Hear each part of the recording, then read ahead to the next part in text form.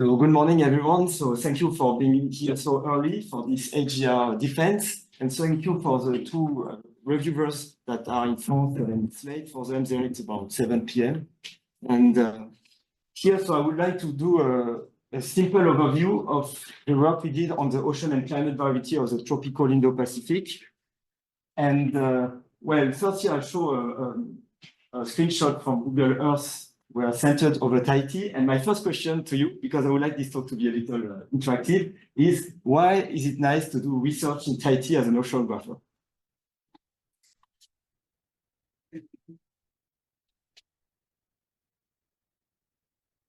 So, well, obviously we are at the center of the aqua-hemisphere of the Earth.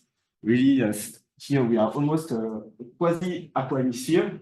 And as a researcher working on El Niño, actually, the El Niño Southern Oscillation has been discovered thanks to a measurement between Tahiti and Darwin in Australia for sea level pressure, SLP. And exactly 100 years ago, in 1924, Sir Walker discovered, while working on the Indian monsoon, that Southern Oscillation Index. So it's really, we are here near the heart of El Niño, which we will call, so El Niño is defined as El Niño Southern Oscillation, ENSO, that you will see along this talk. So the other reason, and last reason I realized was that it's great to work here now in our post-COVID era because it's easy for Zoom. Because, well, Zoom and a tool like that can cross over distances, but not spatial distances, but not time distances. And we are at the same time zone as Hawaii and not far from Australia and not far from the US or Asia. So for working on the Pacific, it's a great place to be at now. So going on here, I would like to briefly present my past as a researcher since my PhD. And this is the map of the Earth, where basically I've shown, so I started to work on tropical Pacific and El Niño in France, at Lagos in Toulouse. Then I went to Japan to work as a postdoc in JAMSTEC, and then as an associate researcher at the University of Tokyo, where I started to work on the Indian Ocean and the monsoon, and went on also on working on El Niño and interaction with the Indian Ocean. Then I went back to France in Paris at L'Ocean as an IRD researcher, going on working on the Indo-Pacific, and then starting to work also on, for instance, the volcanic eruptions and response of the Indo-Pacific to volcanic eruptions. Then, as an IRD researcher, I was deputated in India at the National Institute of Oceanography, NIO, for about 4 years, still working obviously on the Indian Ocean, but also on El Niño. And after a short stay in France, I went then to French Polynesia, where I'm there since 3 years, going on, and obviously I work on El Niño, but we also work on the South Pacific, focusing on French Polynesia. So I would like to emphasize that what I will present today is really work done in collaboration with many colleagues from different countries, of course, French Polynesia, France, but also India, Japan, Australia. I mean, we are a worldwide community, and so it led to 32 publications to peer review to which I participated. Plus, we recently 7 submitted or accepted, including 11 as first author, just to highlight that I'm really involved in the work I'm participating to. And we are trying to aim for quality rather than quantity in the terms of publications. And also I have to emphasize that 18 have been co-published with countries, with authors from the South, which is an important fact for IRD researcher. Okay, now I have a question. So you see this bar plot here from 2009 to the start of 2024, and going from about 0 to 260. And my question is, do you have any idea what kind of company, share or investment is giving such a return on investment? Any clue?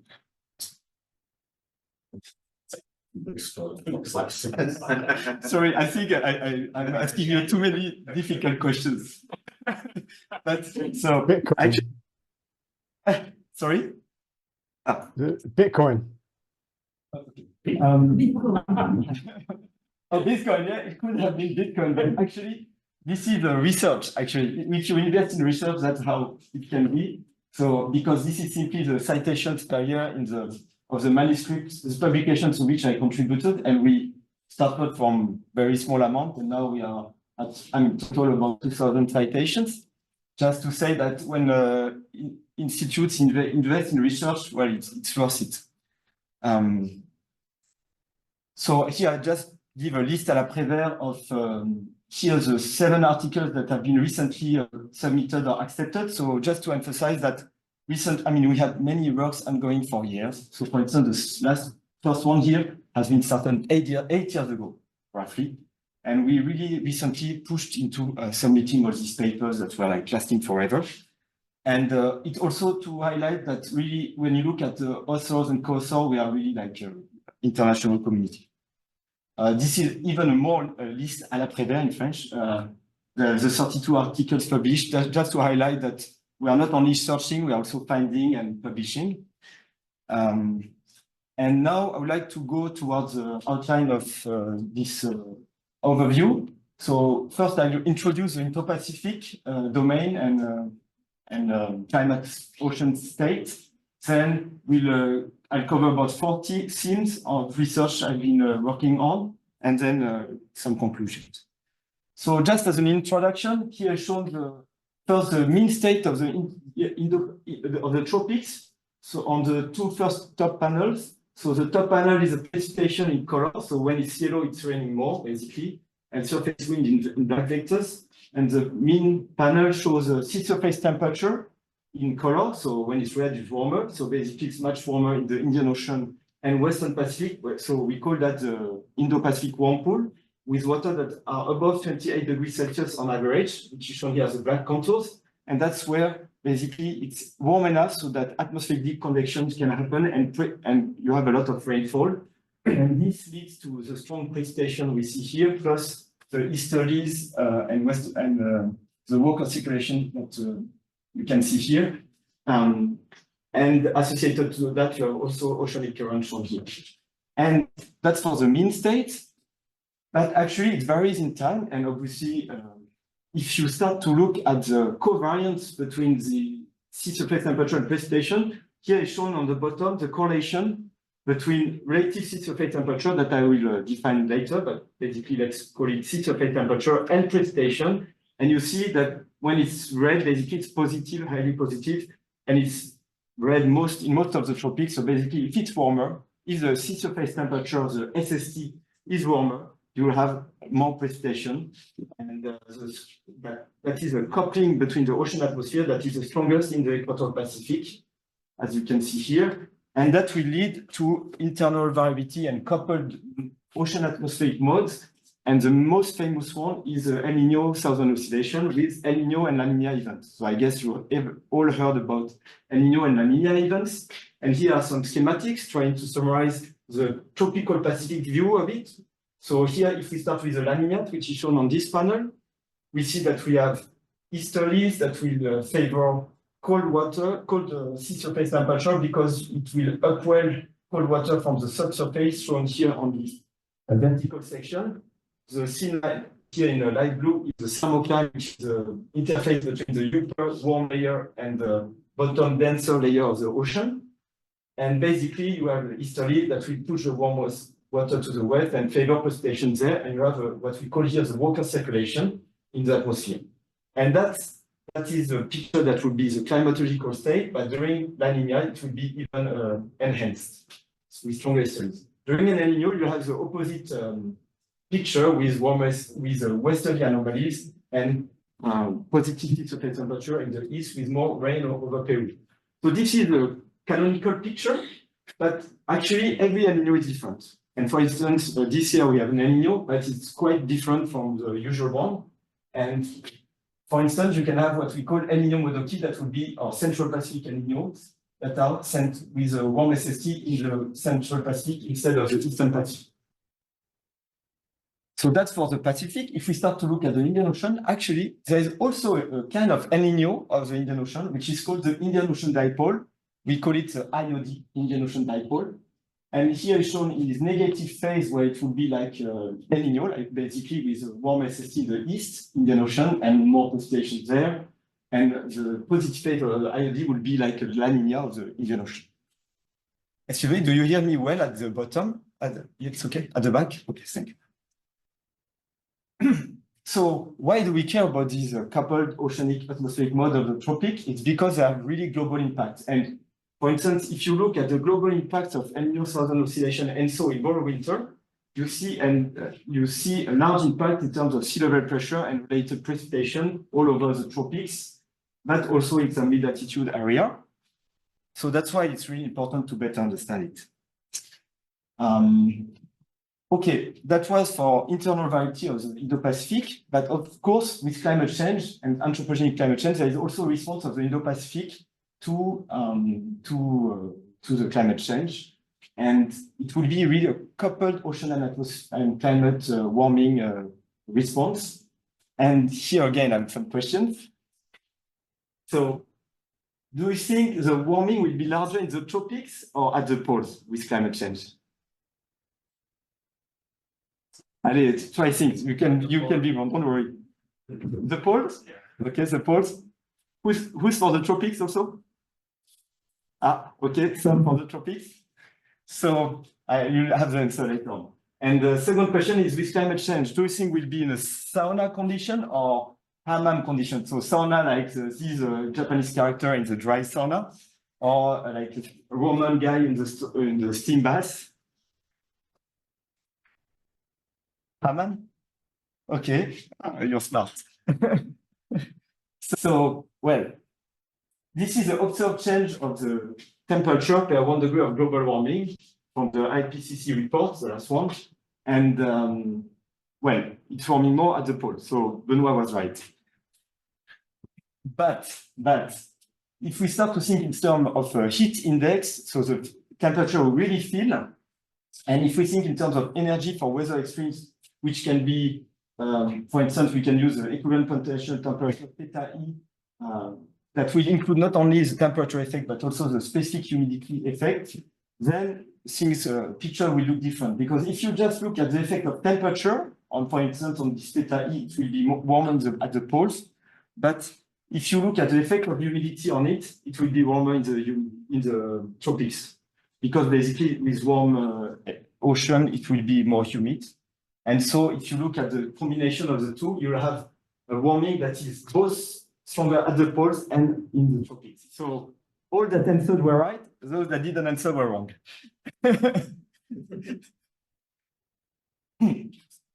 So that was for the, say, atmospheric point of view. If we start to look at the tropical oceanic warming, here is shown on the top panels the time series from about 1900 to 2100 of the mean, the tropical mean sea surface temperature. And we see obviously that it's warming, and the purple are the observations, and the purple line, and the models, the CMIP models, so on which the IPCC report is based, are shown in black here with the gray shading.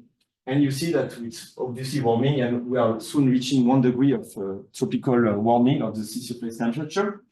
That's for the spatial mean. If we start to look at spatial patterns, this is shown here, the spatial pattern trend of the CMIP models. You see that it's basically red everywhere, so it's warming everywhere. But it's warming more in the central Eastern Pacific, for instance, compared to the tropical mean, but it's warming less than the tropical mean in the Southeast Indian Ocean. So obviously this will have impact for marine life, and Neil Holbrook, so who we had the chance to have here today in the committee, has worked on the marine heat waves and has shown, for instance, that the number of days of severe marine heat waves will increase, for instance, here for the period 2040-2059 in the scenario that would be business as usual. And that's for the Southwest Pacific, and obviously for French Polynesia, this will matter. So if we think of the impact of the sea surface temperature warming on precipitation and on the atmosphere, actually it has been shown that what matters is not only the sea surface temperature, but actually how it warms compared to the tropical mean, and that is defined as a relative SST. So relative sea surface temperature is simply defined as the sea surface temperature minus the tropical mean SST at each time step, And this trend, the trend of it is shown here on the top panel. So before you had something all red, but now it's not all red. It's so the central, equatorial, and eastern Pacific are warming more than the tropics, but the southeast is warming less.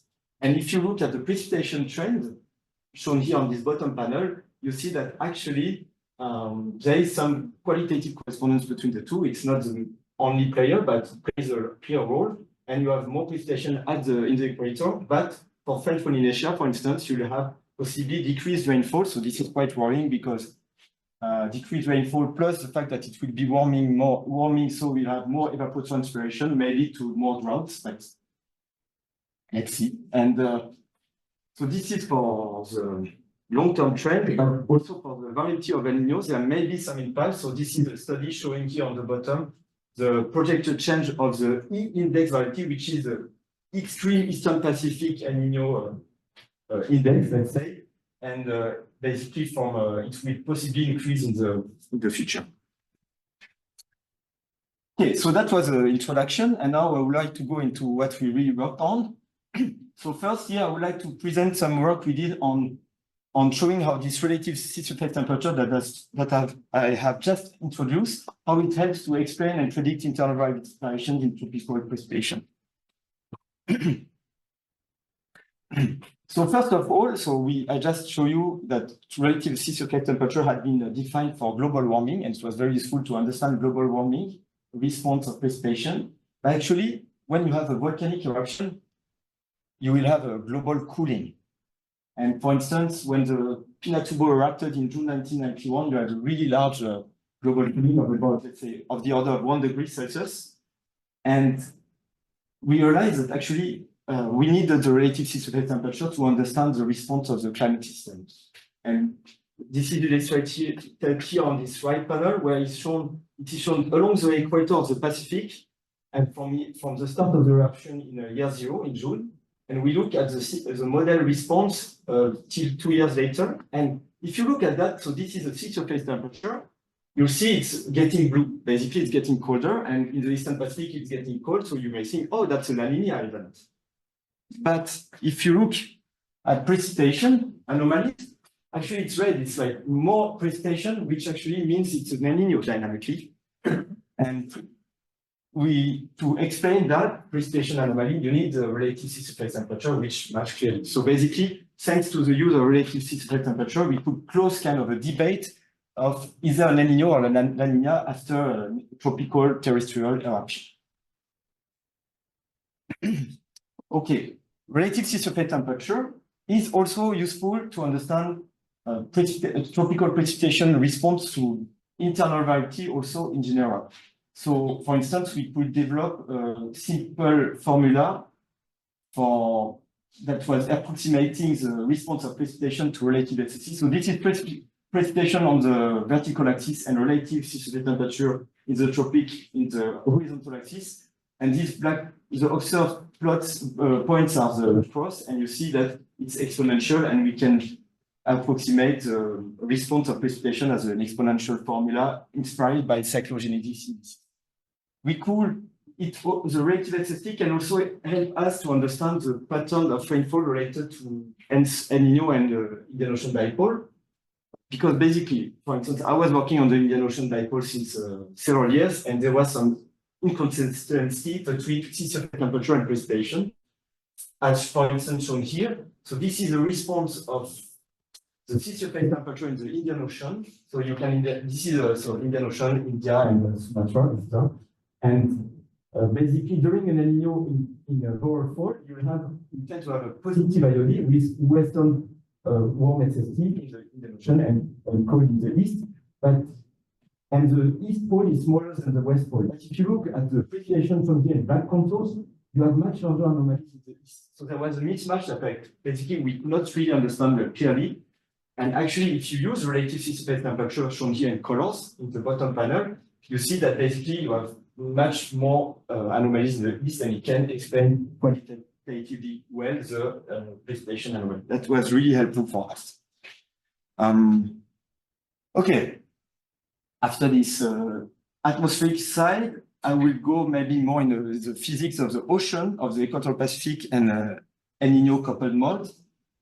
And here we did a lot of work with a model that is called the LCS, the Linear Continuously Stratified Model, that was developed by Jay McCrory a few decades ago, but that is useful up to now. And we actually, when I went to India, I worked with Suresh, who had a configuration of this model for the Indian Ocean, and then we developed an Indo-Pacific configuration. And this is a very useful model because it's linear, so you can use a lot of the linear theory, model theory to understand the system. And for instance, we can do idealized experiments with a pulse experiment, or we can force the model by westerlies that would be El Nino-like, but starting on January 1st of year 0, and then we let them blow forever. So if we do that, and we look at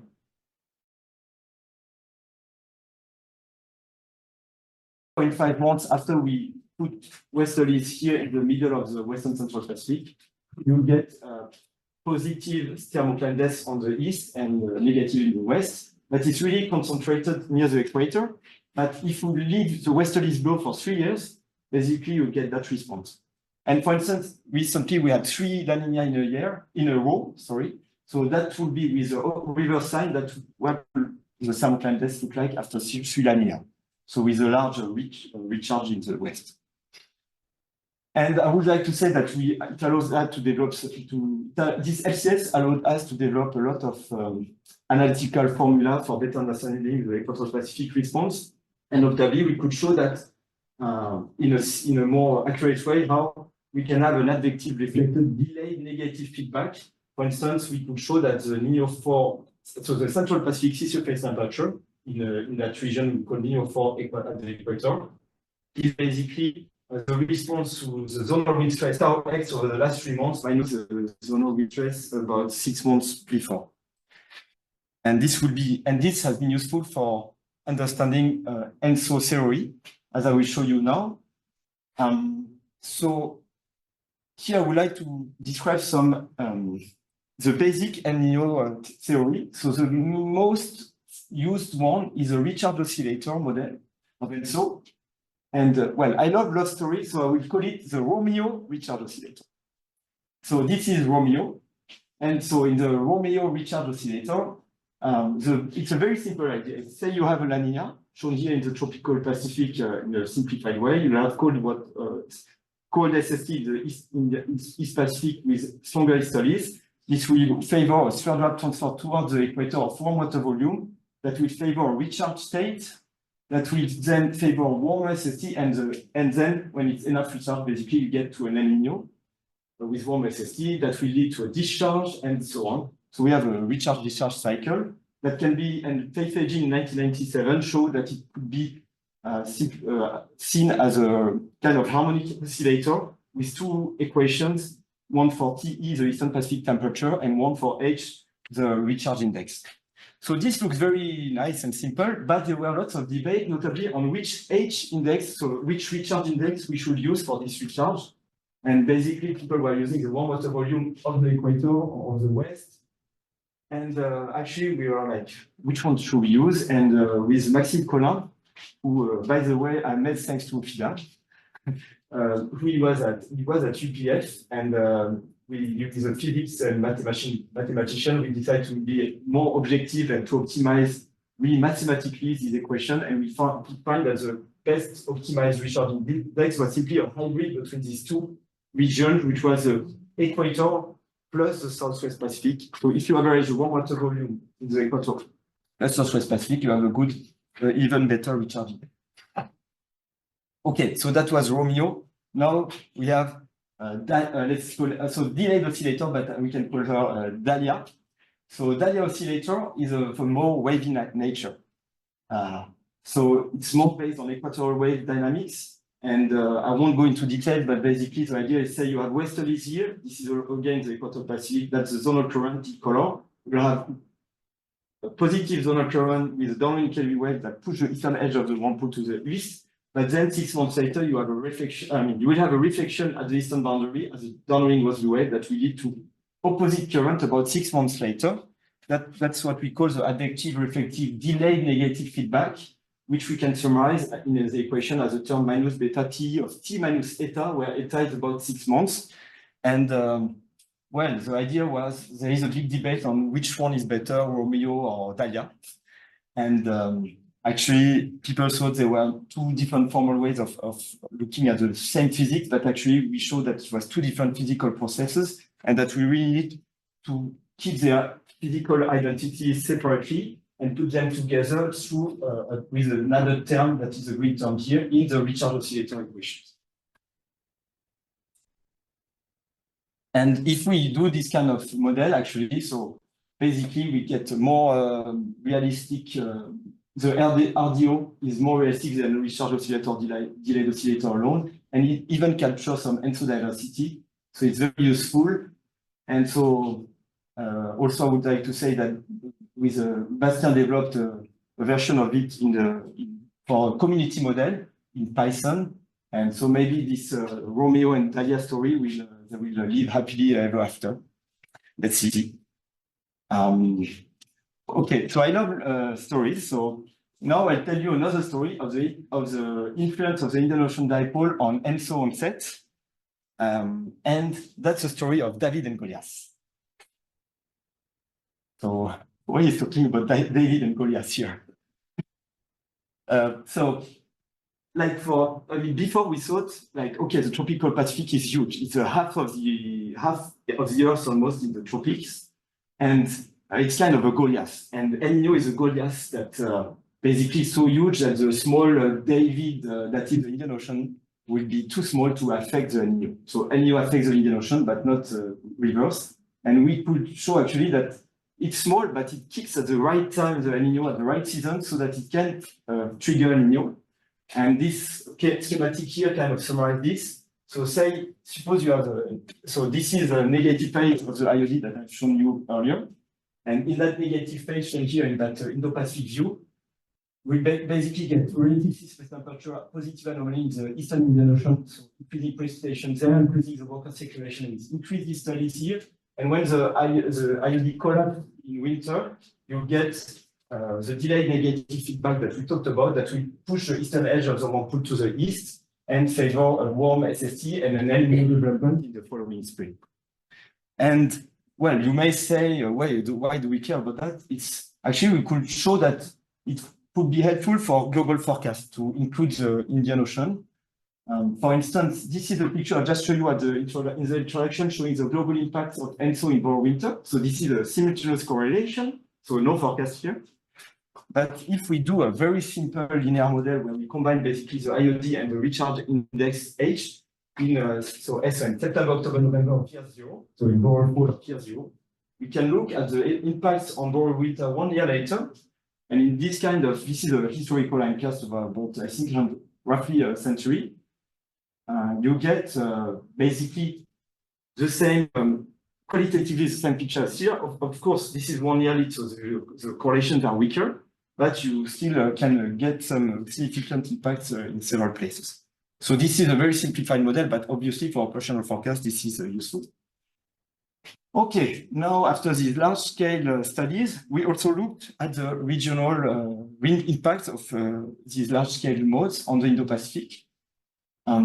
So here it's a work that has been mainly done in my assignments in the Indo domain at the NIO in India, and in the Pacific at the UPF, IRD, UMR, Secopol, Rio. And well, here are two pictures made by friends. And I have one question for you again. What is the main common point between these two research institutes?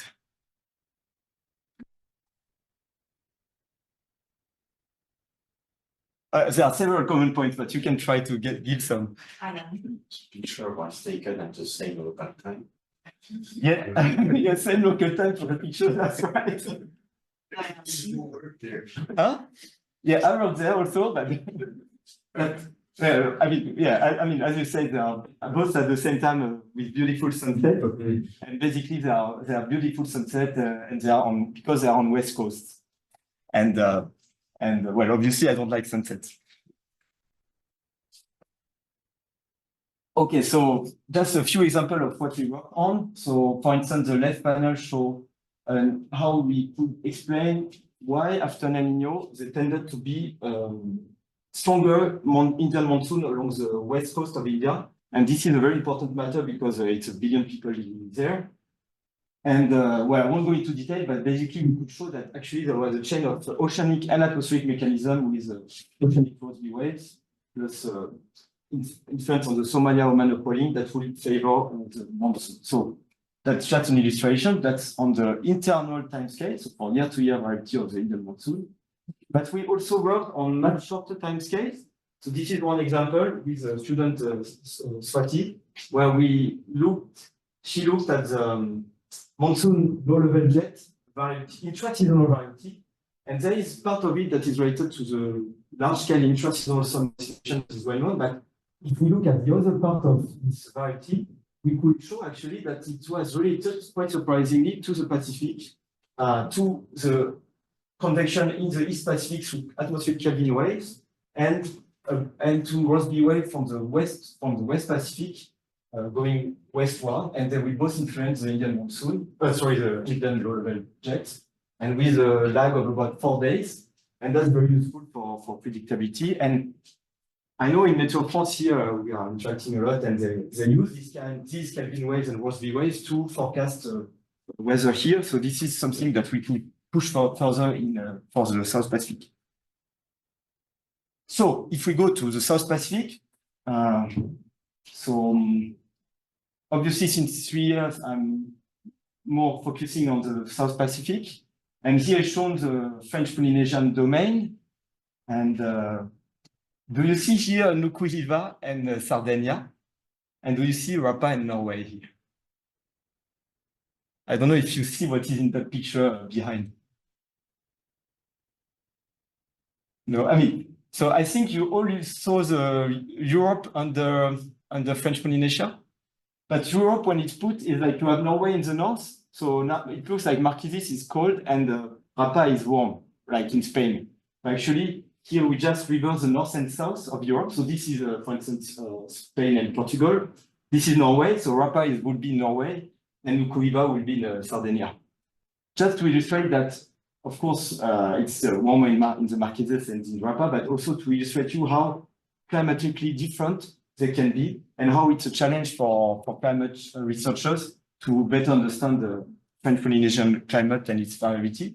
And obviously, its variability is important because of the extremes, how it affects here the French Polynesia. And you have extremes for the ocean. So this is one example in Mara public access. I don't know if you recognize Mara. It's maybe not so many people go there, but anyway, this is normal conditions, and that's on July 13, 2022, when there was a huge swell from the southwest. So in Taupo, they were so happy, the big wave suffered, but there were floods. And obviously, you see how the water level rise in the lagoon. And for terrestrial extremes, we have, for instance, this is a picture during a hike just above the university here in Miri, where we see the fire that has been there just before July 2022 because it was so dry. And was it related to La Niñas, or we don't know yet. And that's one much earlier, more recent example. In January 2024, an example at a friend's place in Papeali, where there was so much rain during one night that it flooded the garden. So we need to better understand this variety. And here I gave you one example from the PhD of Bastien Pagli, funded by IRD here, and co-supervised by Sophie Cravat, by me and Sophie Cravat, and supervised by Sophie Cravat and me. And here is one example of his work where he looked at, basically he did cluster analysis to better identify the variety of French Polynesia, and it came out that we found out the El Niño events, like for instance, here he found a cluster for extreme Eastern Pacific events, so EP El Niño events. The middle panel here shows the extreme mixed Niño event, and then bottom panel shows the Central Pacific Niñas, which would be the classical La Niña. And here it shows, so he did many things for precipitation and everything, but that's cyclogenesis and trajectories on the right. Observed one, cyclogenesis as the red dots, and the probability density function as a color shading. And you clearly see that during extreme Eastern Pacific El Nino events, you have more cyclogenesis in French Polynesia than during these other events, and much more cyclones for us here than in that case. And obviously during La Nina, we have different less cyclone activities. Also because trajectories are different, they are going to the southwest here, while they are going to the southeast here. So there are lots of things to understand here, and Bastien Pavie is working very well on that.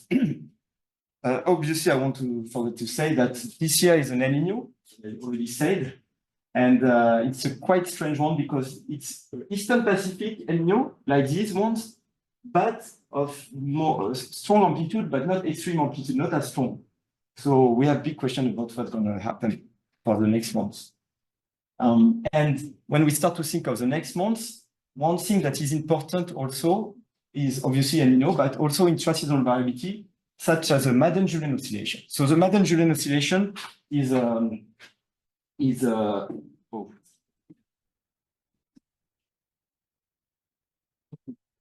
Okay. Sorry. So the Madden-Julian oscillation is basically an atmospheric equatorial wave that goes around the Earth. And you can see it. So this is there are different phases. So for instance, and basically you can, this is color show blue, show more precipitation, and you will have the onset in the Indian Ocean, and then it will propagate slowly along its phase towards the Western Pacific and to French Polynesia. And that MJO will go, let's say, around the Earth in about 30 to 60 days, depending on season and of many factors.